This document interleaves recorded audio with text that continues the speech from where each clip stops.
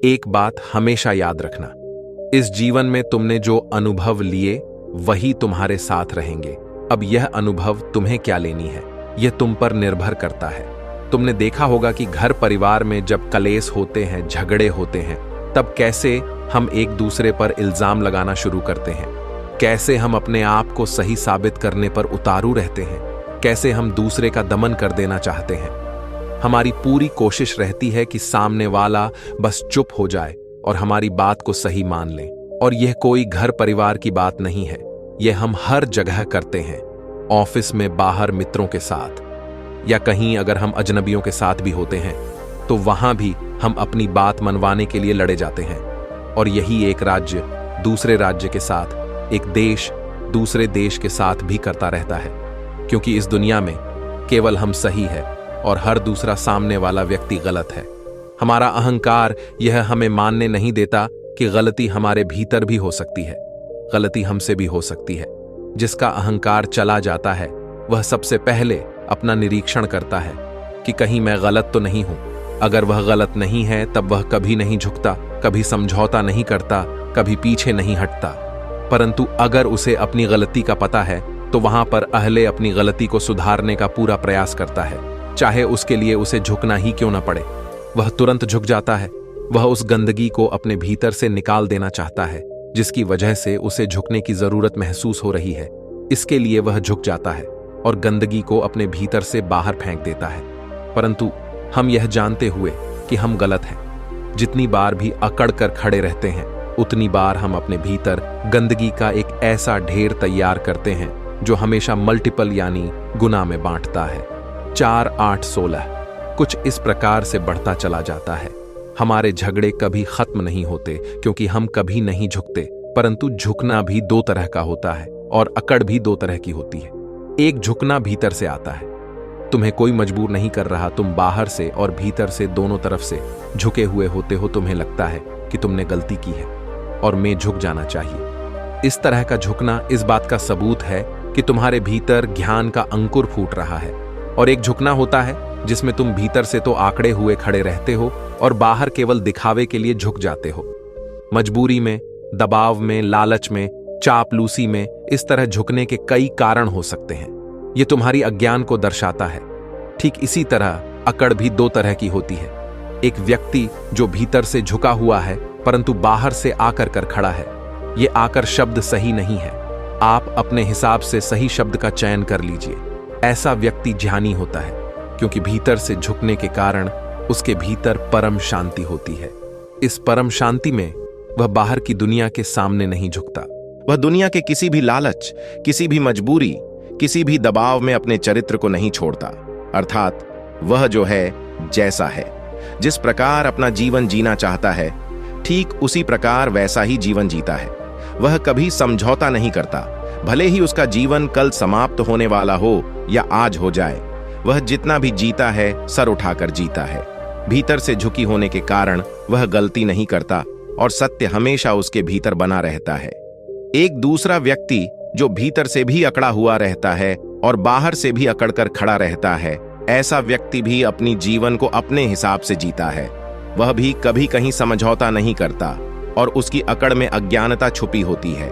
अंत में जब सच्चाई का सामना होता है तब उसे अपनी अज्ञानता का एहसास होता है और उसे पता चलता है कि जिस आकर में वह खड़ा था उसमें नहीं, जैसी तो कोई बात नहीं थी।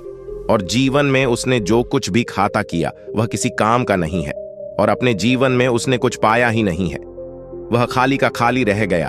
एक कहानी है, एक व्यक्ति को यह पता करना था कि इन 50 वर्षों में जो उसने अपना जीवन जिया उसमें उसे क्या प्राप्त हुआ। अपने इसी सवाल को लेकर वह गुरु के पास पहुंचा। उसने गुरु से कहा, मैं 50 वर्ष का हो चुका हूं। इन 50 वर्षों में मैंने बहुत दुनिया देखी, बहुत कुछ देखा। अब मैं पीछे मुड़कर देखता हूं तो मुझे सिर्फ समझौतों के अलावा कुछ और नजर नहीं आता। मैंने अपने जीवन में हर मोड़ पर, हर जगह केवल समझौता ही किया है और मैंने यह समझौते भी अपने लिए नहीं कि थे, अपने परिवार के लिए किए थे। परिवार में सुख शांति बनी रहे, वह खुश रहें, इसीलिए मैंने अपनी इच्छाओं को मार दिया। पर हमेशा मैंने एक चीज महसूस की कि मैं कितना ही किसी के लिए कुछ भी करूं, कितनी ही अपनी इच्छाओं को मार दूं, और जिसमें परिवार वाले खुश रहें वह कार्य करो। स्थिति हमेशा वही की वही रहती है, दुख तकलीफ दर्द वही के वही रहते हैं जिनसे बचने के लिए मैंने अपनी इच्छाओं का दमन किया था। फिर मैंने सोचा कि जैसे समय बीतेगा मेरे द्वारा किया गया त्याग कोई अच्छा फल देगा। पर आज भी वही स्थिति है, बल्कि आज तो और बुरी स्थिति है, क्योंकि मेरे बच्चों ने मुझे घर से बाहर निकाल दिया है।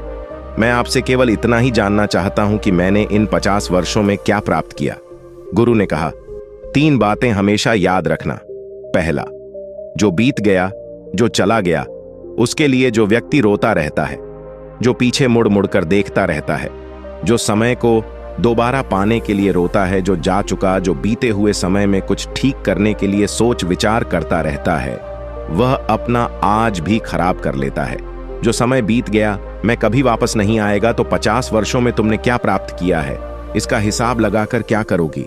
जब तुम्हें लग रहा है कि 50 वर्षों में कुछ नहीं मिला तो कुछ मिला ही नहीं, यह मान लो और उसे छोड़ दो। दूसरा, जब भी जीवन जीव अपना जीवन, ओ जीवन में कभी भी किसी से कोई समझौता नहीं करता। तुम्हें ठीक लगे वही करो, समझौते करके।